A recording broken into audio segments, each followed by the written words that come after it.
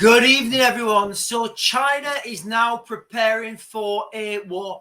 Guys, for those people who think we're living in normal times, these are not normal times. We're heading for a global conflict of an industrial scale. The signs are everywhere. All you need to do is look. So what I'm going to do in this video, I'm going to give you the latest, what's come out from China. I'm going to tell you how that's going to fit into a geopolitical global sphere, no pun intended. And then I'm just going to give you guys how I think this is going to pan out. Because, guys, be under no illusion. Right now, everybody is gearing up for this global conflict. Everybody knows it's coming. If you think that this is not coming, you really do have your head in a cave. Imagine back in 1936 and you've got all these global events happening and you can look back on these and think, guys, do you know what? Why didn't we see this one coming? Not only that, in the United Kingdom right now, we have the worst leadership that I think we have ever had in living memory. I don't think we've had a bunch, at the top table that are as, what's the word? I don't want to use the word incompetent, but I don't think we've had, I think I'm going to have to use that word, guys. Let me think of a more constructive word. I don't think we've had a top table in the United Kingdom, as in the people who run the country, as limited in their worldly experience as we have right now. And, this is why we know where we're heading. Look where people are spending their money. Look what people are putting their money on. Look what the stock market's doing. Guys, there really is no backing out of this now. So let's just go straight into it then. So Xi Jinping, the lifelong dictator of China, he's been calling up, calls on China's army to step up preparations for war. Now, call me old-fashioned, but you wouldn't tell somebody to step up preparations for a war if you didn't consider yourselves going and having a war. So this has been a long time coming. Now, the Chinese have stepped up their preparations. Remember, China, if we're being fair and there's no sleight of hand here, remember what I always say, guys, everything is out there in the open. Nothing's hidden anymore. I think China are going to do a land grab for Taiwan at some point. Now, I don't think this is going to,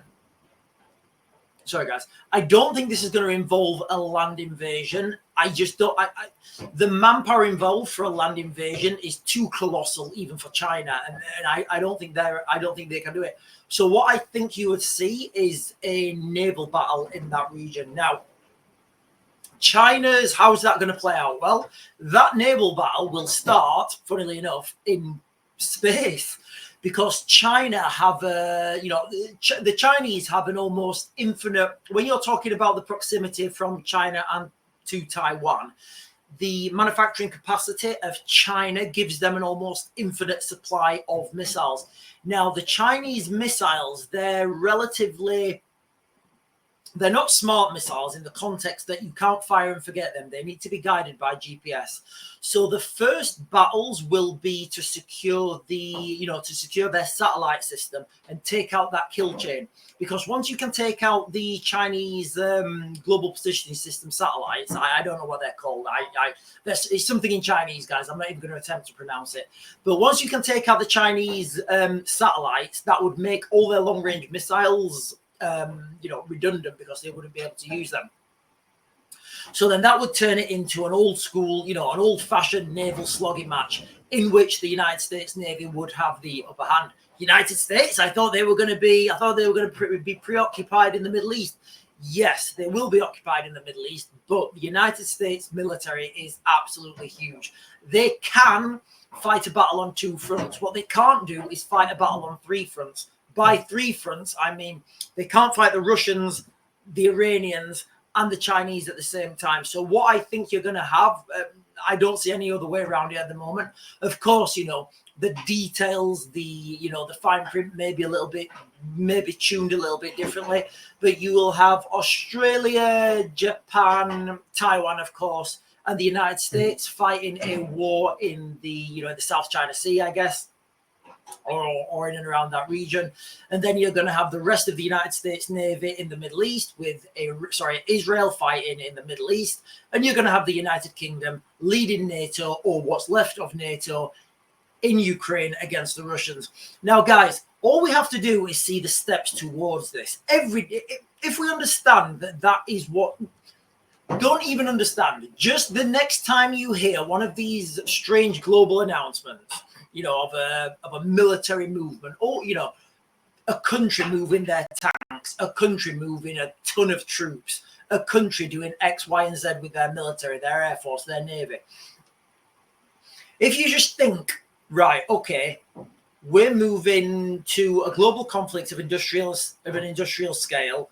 The Americans are going to be fighting the Chinese with the allies of Australia, Japan, and Taiwan in that region.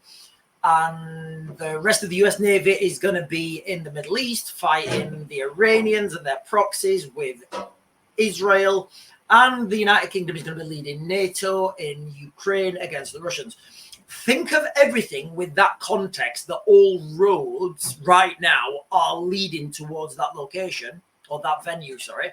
Then everything just becomes perfectly clear. There's no, you know, there's no whoopsie daisy. Why did they do that? Oh, that seems a bit strange. Why are they doing this? You know, all these roads, there really is no way going back now. I was speaking to my friend again today. He's, you know, he's Ukrainian. And we was just talking about how right now, nobody's talking about, like, you know, nobody's talking about trade relationships. Nobody's talking about peace deals. Nobody's talking about ceasefires. It seems right now, it's like that, you know, when you see the storm coming and all the weather goes calm and you're like, you can still see the storm clouds and you can see them coming, but everything's just calm. But you know what's coming. Pretty much like we are now. We've got this, I don't know if you can hear it here, guys, but I'm in an extension I built myself, and the weather is absolutely horrific outside. We live on the top of a hill, and this window here I mean, I can see this curtain moving slightly, so I'm a little bit concerned that wind is getting in somewhere, but whatever, guys, we'll just deal with it. If the roof comes off, I'll finish the video, then I'll deal with the roof. So it's like we're heading towards this, you know, this storm is coming over us, and we have this little, maybe a couple of weeks of calm, and then everything's just going to go up in flames. Remember, you know, we have got, it seems like it's almost 100% certainty now that there's about 10,000 to 1,200, sorry, 10,000 to 12,000 North Korean troops now training in Russia, being issued Russian kit and equipment, and they're going to make this imprint into the eastern Ukraine. I'll save that for another video, guys, but I did warn about this. I did warn about a big Russian push on multiple axes. So that looks like it's happening. The Chinese are getting ready for another war. Britain is almost 100% certainty now to be leading what's left of NATO in Eastern Europe. The United States, they've already started striking targets in the Middle East with their B-2 bombers. I think what's most interesting as well, guys, not to, I mean, I want to keep this video fixated on what's just been happening with China and what the Chinese have said. And I will put links in the description below. But I think what's most interesting about, well, not most interesting, the biggest sign from the Americans that that they use the B-2 bombers to strike Yemen. That is kind of a tip to the hat to the Iranians to say, listen, guys, we can strike anywhere we want, anywhere in the world, and nobody can stop us.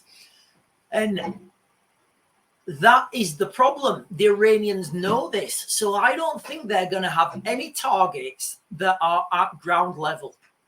I think these are all going to be deep underground, deep underground mountains, really deep down where I don't care what bunker busters you've got. There's a certain depth and you just can't get down that far, guys. That's the reality, And the lessons from Iraq in 2003 really did show the Iranians that, the United States can go blitzkrieg with their air power and they can leave nothing standing.